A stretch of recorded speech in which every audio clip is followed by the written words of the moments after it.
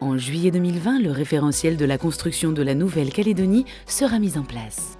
Il s'agit d'un outil créé par les professionnels pour les professionnels qui la font vivre. Je suis un professionnel du bâtiment, moi. C'est quoi ce truc?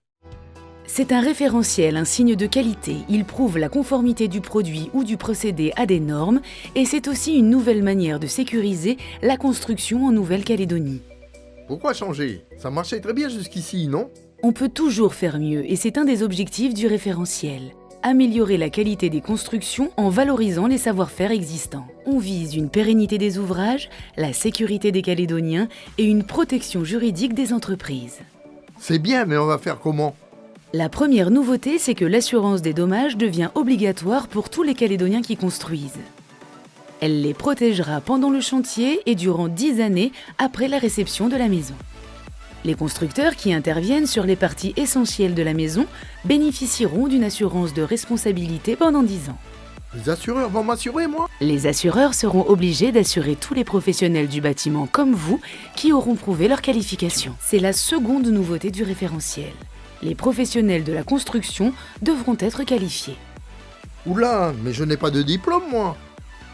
Être qualifié, c'est soit avoir un diplôme correspondant au métier, soit exercer depuis 3 ans. Et pour ceux qui n'ont ni l'un ni l'autre? Une mesure transitoire est mise en place. Ok, j'ai les 3 ans d'expérience, ça va le faire. Et pour les matériaux de construction, comment ça va fonctionner? C'est la troisième nouveauté du référentiel. Les matériaux de construction doivent être conformes. Comment on sait s'ils sont conformes? Si les matériaux de construction sont certifiés selon la norme française ou européenne, ils sont automatiquement agréés RCNC. J'utilise des matériaux qui ne viennent pas d'Europe. Je fais comment? Pour les produits certifiés de nos voisins, un agrément est prévu au cas par équivalence. Et mon cousin qui utilise des produits locaux non certifiés? Pour agréer tous les produits non certifiés, locaux ou pas, il sera fait appel si besoin à des laboratoires accrédités. Votre cousin devra s'assurer de leur agrément RCNC auprès de son fournisseur.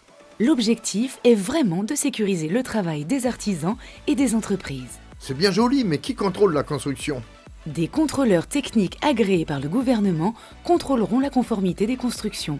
En plus, ce référentiel permettra au savoir-faire local d'être visible et reconnu dans le Pacifique et pourquoi pas de gagner de nouveaux marchés. Ah oui, mais qui va décider de tout ça? Le comité technique est composé de représentants du gouvernement, des professionnels du bâtiment, des bailleurs sociaux, des industriels, des chambres consulaires, des assureurs et des consommateurs.